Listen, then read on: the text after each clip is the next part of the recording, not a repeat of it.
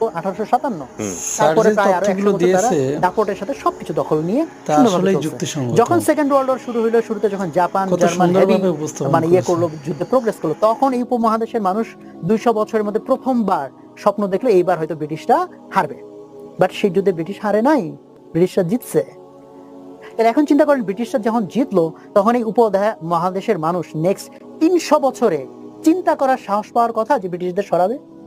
আর ব্রিটিশরা এই প্রত্যেকটা কলোনি থেকে বিলিয়ন না ট্রিলিয়নস অফ ডলার কামাইছে, নীল চাষ বলেন, এটা বলেন, সেটা বলেন, এবং সবকিছু তাদের সেট করে ফেলছে। যুদ্ধে প্রত্যেকটা দলের ক্ষয়ক্ষতি হয়েছে।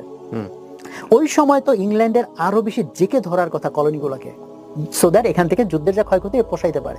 হোয়ার সেকেন্ড ওয়ার্ল্ডের পর সে জাস্ট ছেড়ে দিল। এমন তো না আমরা তারাইছি, আমরা যুদ্ধ করে তারাইছি, এটা তো না। সেকেন্ড ওয়ার্ল্ড ওয়ারে তারা জিতছে, যখন আমাদের এইটা চিন্তা করাই মুশকিল যে আমরা তাদেরকে হারাইতে পারবো, সেখানে তারা দে জাস্ট লেফট।